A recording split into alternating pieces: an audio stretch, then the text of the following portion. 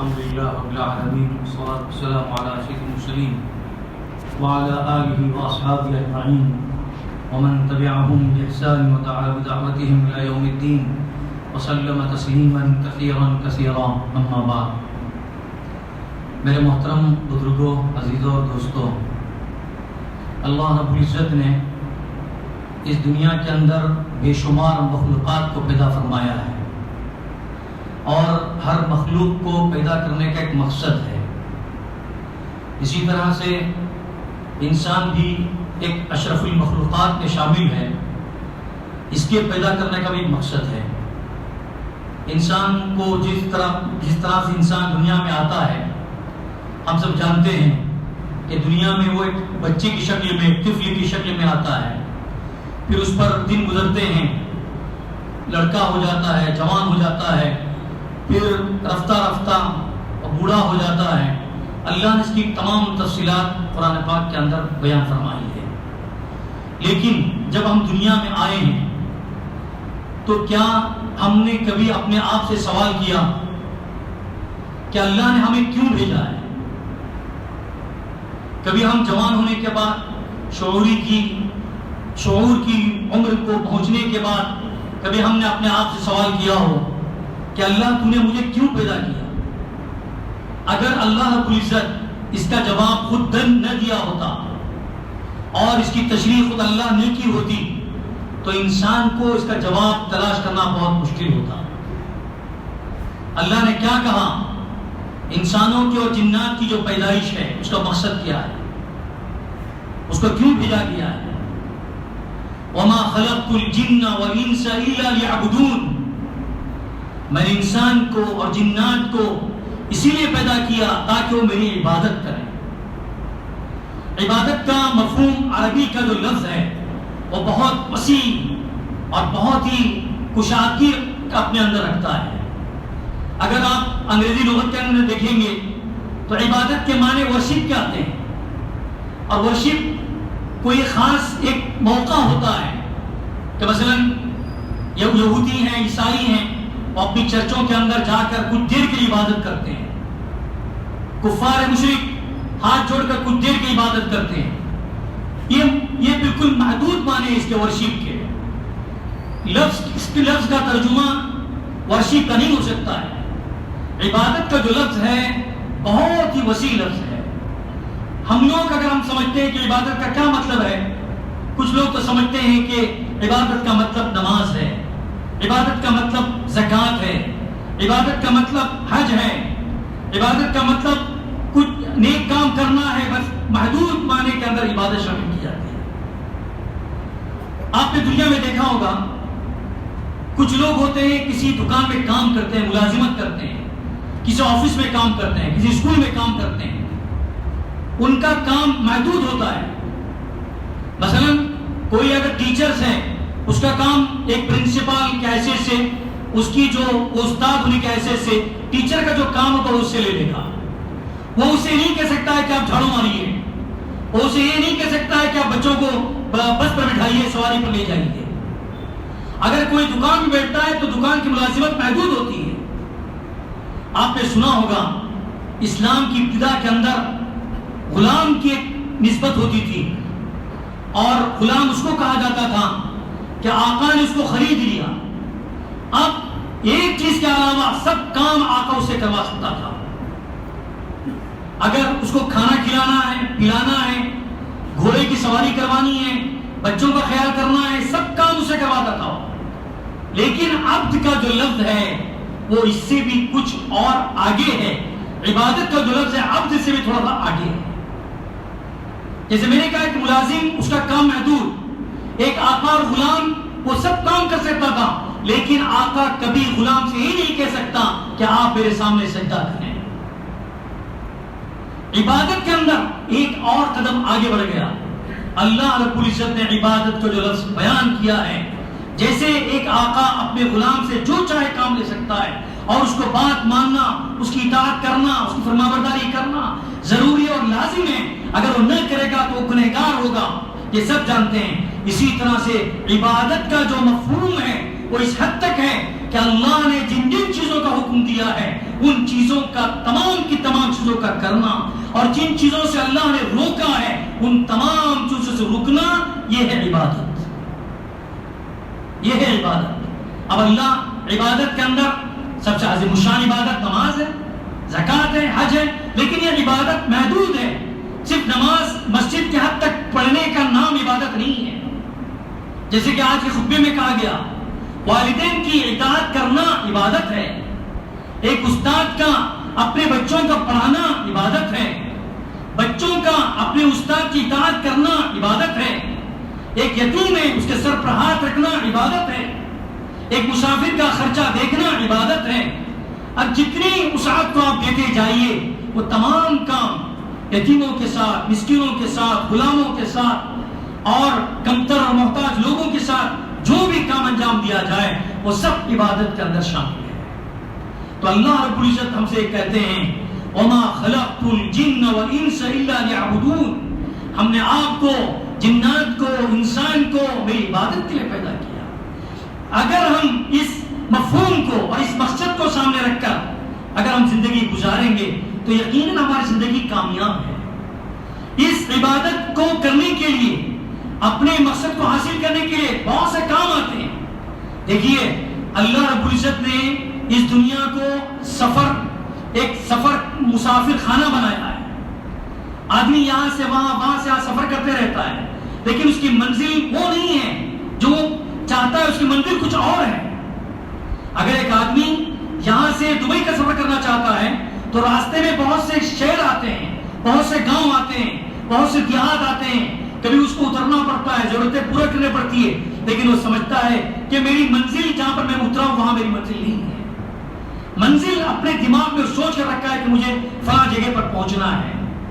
اسی لیے میرے بزرگوں اور بھائیوں، اللہ رب العزت نے قرآن پاک کے اندر، اللہ کے رسول نے حدیث مبارکہ کے اندر بار بار لوگوں کو تنبیہ کی ہے کہ آپ اپنی پیدائش کے مقصد کو پہچانیے، آپ کیوں پیدا کیے گئے ہیں، اس دنیا میں کیوں بھیجے گئے ہیں۔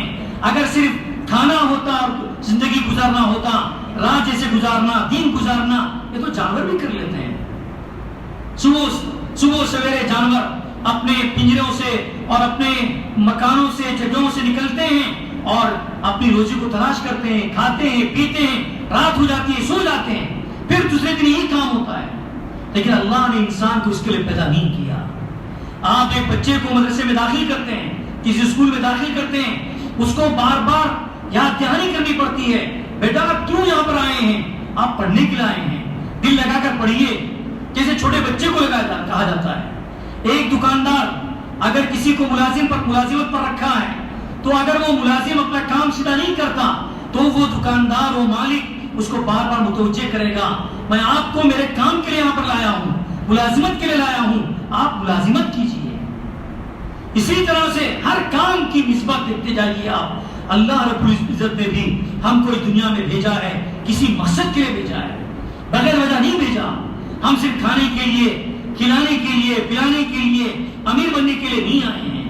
ہمارا مقصد اللہ کی رضا ہے، ہمارا مقصد اللہ کی عبادت ہے، ہمارا مقصد جنت کا حصول ہے، ہمارا مقصد جہنم سے بچنا ہے، ہمارا مقصد اس دنیا سے نیک بن کر جانا ہے، ہمارا مقصد کل قیامت کے دن ہم کو لوگوں کے سامنے عزت دار بن کر اٹھنا ہے، یہ ہمارا مقصد ہے۔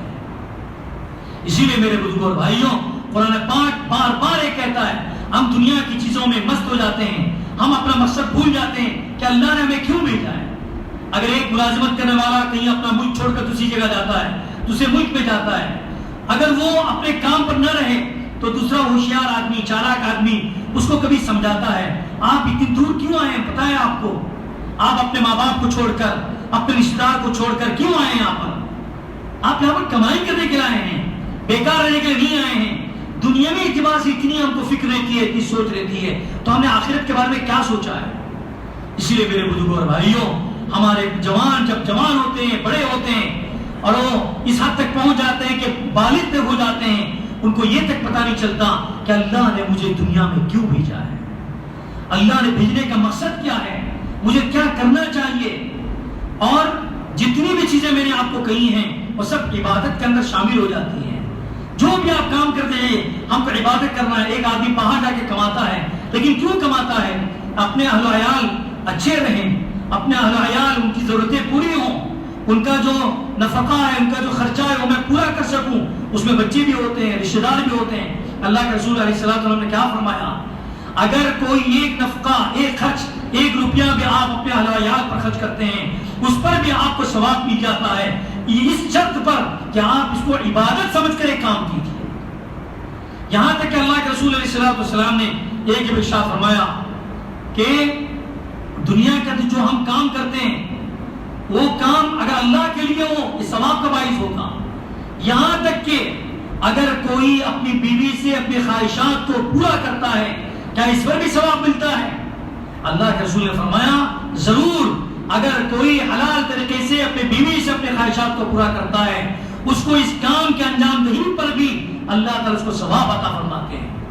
صحابی رسول نے پوچھا اللہ کے رسول, ایک انسان اپنی ضرورت پورا کر رہا ہے, اپنی خواہش پورا کر رہا ہے, کیا اس خواہش کے پورا کرنے پر بھی اس کو ثواب ملے گا؟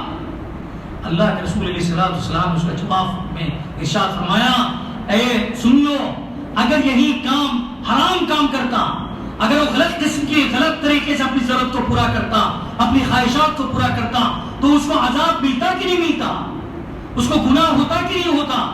تو اس نے کہا کہ ضرور اس کو گناہ ہوتا. اس لیے اگر اس نے اس کام کو گناہ سے بچ کر نیک ارادے سے اور صحیح طریقے سے ایک کام کو انجام دے رہا ہے, حلال طریقے سے انجام دے رہا ہے, تو اس پر بھی اللہ رب اس کو ثواب عطا فرماتے ہیں. پھر طرح آگے بڑھیے, اگر کوئی پیار و محبت میں اپنی بیوی کو ایک لقمہ کھلاتا ہے, ایک لقمہ اس کے منہ میں ڈال دیتا ہے, یہ بھی عبادت ہے. اگر ہم اس کو عبادت سمجھ کر کریں, اس سے دونوں کے اندر محبت پیدا ہوگی, آپس میں اتحاد ہوگا, اتفاق پیدا ہوگا. اسی لیے میرے بزرگوں اور بھائیوں, اللہ کے رسول علیہ الصلوۃ والسلام نے انسانوں کو بار بار ایک ایک کر معاملہ کیا, اس کو تنبیہ دی, اس کو ترغیب دی کہ آپ جہاں پر بھی رہیں اس اعتبار سے آپ سمجھیں کہ اللہ نے ہم کو کیوں بھیجا ہے. اللہ نے ہم کو آخرت کے پیدا کیا ہے. دنیا تمہارے لیے اور تم آخرت کے لیے. دنیا تمہارے لیے پیدا کی گئی ہے. الدنیا خلقت لکم وخلقتم للآخرہ. یہ دنیا جتنی چیزیں ہم دیکھ رہے ہیں, انسان کو سانس لینے کے لیے ہوا کی ضرورت ہے, پینے کے لیے پانی کی ضرورت ہے, زندگی گزارنے کے لیے رات اور دن کی ضرورت ہے, آرام کرنے کے لیے ان سب چیزوں کی ضرورت ہے. تو اللہ نے ان سب چیزوں کو کیوں پیدا کیا؟ اللہ کے رسول نے خود فرمایا یہ چیزیں انسانوں کے لیے پیدا کی گئی ہیں تاکہ انسان یکسوئی کے ساتھ اللہ کی عبادت میں لگ جائے. لیکن عبادت کے اندر اگر کوئی اچھی تجارت کرتا ہے, یہ تجارت کرنا بھی عبادت ہے, لیکن اس کے ساتھ ساتھ وہ نمازوں کا خیال کرے, وہ اپنی زکات کو ادا کرے, غریبوں اور محتاجوں کا خیال کرے, تو یقیناً وہ عبادت ہے. اس سے کوئی انکار نہیں کر سکتا. اللہ ہم کو یہ منع نہیں کرتے ہیں کہ دنیاوی کام مت کیجیے. آپ دنیاوی کام کرنا, کوئی ڈاکٹر بن کر لوگوں کی خدمت کرتا ہے, کوئی وکیل بن کر لوگوں کی خدمت کرتا ہے, لوگوں کی ضرورتوں کو پہچانتا ہے, حق اور باطل کو الگ کرنے کی کوشش کرتا ہے, جو مظلوم ہے ان کی مدد کرتا ہے, ظالم کا ہاتھ روکتا ہے, اس کے کرنے پر بھی اس کو ثواب ملے گا. کیوں؟ اگر یہ عبادت سمجھ کر کرے, عبادت سمجھ کر اگر کسی ہم مظلوم کی مدد کرتے ہیں, عبادت سمجھ کر کسی ہم بیمار کا علاج کرواتے ہیں, تو اس پر بھی ہم کو ثواب ملے گا. اس لیے دنیا کے اندر جو کام ہے اس کام کو اگر ہم نے عبادت کے طور سے کیا اور عبادت سمجھ کر کیا, اس لیے کہ ہمارا مقصد یہی ہے. اللہ نے یہ نہیں کہا جیسے یہودیوں کے اندر, عیسائیوں کے اندر کہ سب کام چھوڑ کر گرجاگھر میں جا کر پڑ جاتے ہیں اور ہمیشہ اللہ اللہ کرتے رہتے ہیں. اللہ نے انسانوں کو ایسی اجازت نہیں دی. اللہ کے رسول علیہ الصلوۃ والسلام سے بعض لوگوں نے تو اجازت طلب کی تھی, اللہ کے رسول مجھے اجازت دیجیے, میں ہمیشہ ہمیشہ روزہ رکھوں گا, پھر دوسرا کوئی کام نہیں کروں گا. مجھے اجازت دیجیے, میں ہمیشہ ہمیشہ نمازیں پڑھتا رہوں گا, کوئی دوسرا کام نہیں کروں گا. اللہ کے رسول نے اس کو اجازت نہیں دی. اس کو تبتل کہتے ہیں. تبتل اسلام کے اندر اس کی جائز نہیں ہے. جو کہتے ہیں اللہ کے لیے وقف ہو چکے ہیں اور اپنے پروردگار کے لیے وقف ہو چکے ہیں, بہت سے قومیں ان کا دوسرا کوئی کام نہیں, نہ وہ شادی شدہ شادی کرتے ہیں, نہ ان کے بچہ اولاد ہوتی ہے, نہ اور کچھ کام کرتے ہیں, بس انہوں نے اللہ کے لیے اپنے آپ کو وقف کر دیا. اسلام کے اندر شریعت کی اجازت نہیں ہے. شریعت یہ چاہتی ہے کہ جیسے نبیوں نے کیا کہ ان کی زندگی کیسے گزری، کھاتے پیتے، نہی عن المنکر، امر بالمعروف کرتے ہوئے، ان تمام چیزوں کے کرتے ہوئے، تمام انسانی جتنی ضرورتیں ہیں ان تمام ضرورتوں کو پورا کرتے ہوئے اللہ کی عبادت کرنا، یہ مقصود ہے، یہ مقصود ہے۔ اس لیے میرے بزرگوں اور بھائیوں، ہم کو چاہیے کہ ہم اس مقصد کو ہم یاد کریں اور یاد رکھیں اللہ رب العزت نے ہم کو کیوں پیدا کیا ہے اور اللہ کی عبادت کو کیوں کرنی چاہیے۔ اللہ ہماری عبادت کا محتاج نہیں ہے۔ اللہ کیا فرماتے ہیں، یا ایھا الناس انتم الفقراء الی اللہ، اے لوگوں تم سب کے سب اللہ کے محتاج ہو۔ اللہ تعالیٰ بے نیاز اور اس کی تعریف کے قابل ہے۔ وہ اللہ تعالیٰ بے نیاز ہے، اس کو کسی مدد کی ضرورت نہیں ہے۔ پھر عبادت کیوں؟ اس لیے یہ عبادت اس لیے ہے تاکہ عبادت کرنے والا کامیاب ہو جائے، تاکہ عبادت کرنے والے کو اس کا فائدہ پہنچ جائے، تاکہ عبادت کرنے والا جنت کا مستحق ہو جائے۔ اس لیے اللہ رب العزت نے اس کو واجب قرار دیا ہے۔